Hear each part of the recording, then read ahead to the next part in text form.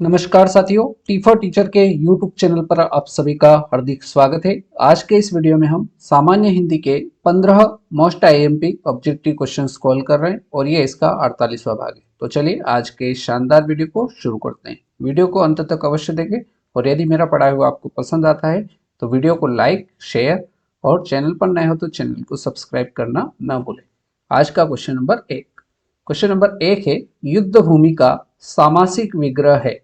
युद्ध की भूमि, युद्ध के लिए भूमि, युद्ध भूमि के लिए या युद्ध से भूमि।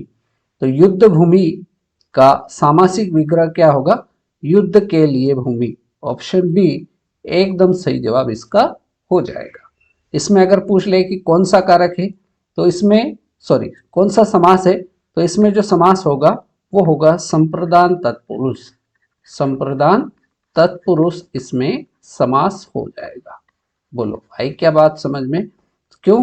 क्योंकि इसमें के लिए आया है, इसलिए संप्रदान तत्पुरुष इसका सही उत्तर हो जाएगा। लेकिन हमसे प्रश्न में पूछा था युद्ध भूमि का सामासिक विग्रह क्या है, तो ये हो जाएगा युद्ध के लिए भूमि। क्वेश्चन नंबर 2, कारक के कितने भेद होते हैं? तो कारक के कितने भेद होते हैं? तो कारक के कुल भेद होते हैं 8। ऑप्शन सी एकदम सही जवाब इसका हो जाएगा। Next question, question number 3। रातों रात पेड़ों की कटाई हो गई, इसमें रेखांकित शब्द में कौन सा समास है? इसमें रेखांकित शब्द कौन सा है? रातों रात। इसमें हमें कौन सा समास है ये बताना है। अव्ययी भाव समास, द्वंद्व समास, बहुब्रीहि समास या कर्मधारय समास। तो रातों रात पेड़ों की कटाई हो गई, इसमें रेखांकित शब्द जो है रातों रात, इसमें जो समास होगा वो होगा अव्ययी भाव समास।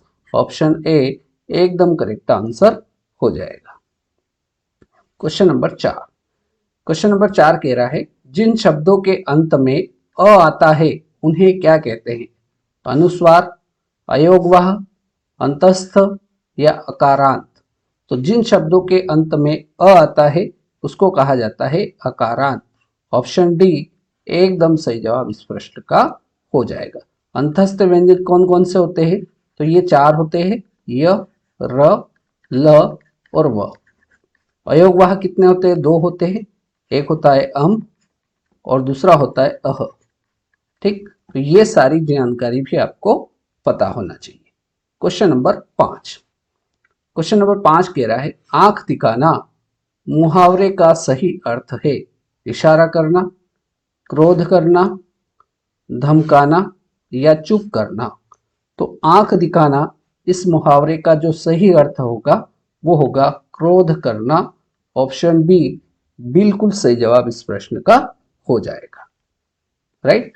Next question, question number 6। निम्न में तत्पुरुष समास का उदाहरण है? राजमहल, नीलकमल, भूखा प्यासा या चौराहा। तो इनमें से अपने को चारों में से तत्पुरुष समास का उदाहरण बताना है। तो पहला ऑप्शन जो है ये राजमहल, किसका महल?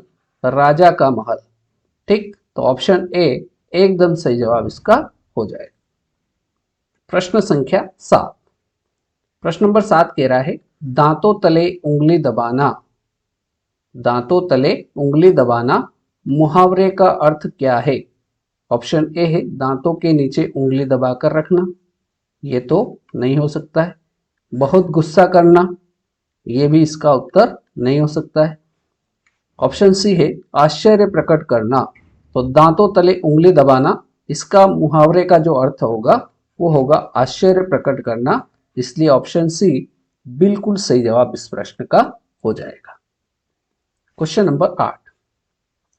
क्वेश्चन नंबर 8 है, परिच्छेद में उपसर्ग है। उपसर्ग कहाँ लगता है? शब्द के आगे लगता है। तो शब्द है हमें हमारे पास परिच्छेद, इसमें अपने को बताना है कि उपसर्ग क्या है।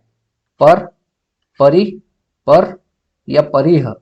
तो परिच्छेद में जो उपसर्ग होगा वो होगा परि। ऑप्शन बी एकदम सही जवाब इस प्रश्न का हो जाएगा। Next question, question number 9। Question number 9 है, जिन व्यंजन वर्णों के उच्चारण में मुख से अधिक श्वास निकलती है उन्हें क्या कहते हैं? फिर से प्रश्न पढ़ते हैं। जिन व्यंजन वर्णों के उच्चारण में मुख से अधिक श्वास निकलती है उन्हें क्या कहते हैं? महाप्राण व्यंजन, अल्प व्यंजन, प्राण व्यंजन या इनमें से कोई नहीं। तो देखिए अधिक श्वास निकलती है तो वहां पर जो व्यंजन होगा आपका वो होगा महाप्राण व्यंजन। ऑप्शन ए बिल्कुल सही जवाब इसका रहेगा। क्वेश्चन नंबर 10, पंचामृत शब्द में कौन सा समास है? तो पंचामृत शब्द में जो समास होगा वो कौन सा होगा? बहुब्रीहि समास, तत्पुरुष समास, कर्मधारय समास या द्विगु समास। तो यहां देखिए पंचामृत, तो यहां पर जो समास होगा वो कौन सा हो जाएगा? द्विगु समास। ऑप्शन डी एकदम सही जवाब इसका हो जाएगा। राइट। क्वेश्चन नंबर 11, जो मांस खाता है, जो मांस खाता है उसके लिए उपयुक्त शब्द है निरामिष, सर्वभक्षी, सामिष या हिंसाचारी। तो जो मांस खाता है उसके लिए उपयुक्त शब्द होगा सामिष। ऑप्शन सी बिल्कुल सही जवाब इसका हो जाएगा। क्वेश्चन नंबर 12, थोड़ा जानने वाला, थोड़ा जानने वाला क्या कहलाता है? अल्पज्ञ, अज्ञ, सर्वज्ञ या बहुज्ञ। तो थोड़ा जानने वाला ये कहलाता है अल्पज्ञ। ऑप्शन ए बिल्कुल सही जवाब इसका रहेगा। Next question, question number 13। Question number 13 है, इस वर्ष फसल अच्छी नहीं हुई, खालिस्तान अनाज महंगा है, इसलिए, क्योंकि, लेकिन या परंतु। तो इन चारों में से कौन सा ऑप्शन इसमें सही होगा? तो इसमें देखते हैं प्रश्न को, इस वर्ष फसल अच्छी नहीं हुई इसलिए अनाज महंगा है, इसलिए इसका बिल्कुल सही आंसर हो जाएगा। राइट। क्वेश्चन नंबर 14, संतोष का सही संधि विच्छेद है समधनतोष, समधनतोष, सहधनतोष या सनधनतोष। तो शब्द है संतोष, इसका संधि विच्छेद बताना है। तो संतोष का जो सही संधि विच्छेद होगा वो होगा समधनतोष, आधा म इसमें आएगा, इसलिए ऑप्शन ए बिल्कुल सही जवाब हो जाएगा। और यहाँ हलंत है इसलिए यहाँ इसमें संधि जो होगी वो संधि होगी व्यंजन संधि। कौन सी संधि होगी? व्यंजन संधि इसमें हो जाएगी। और अब बारी है आज के इस वीडियो के अंतिम प्रश्न, प्रश्न संख्या 15 की।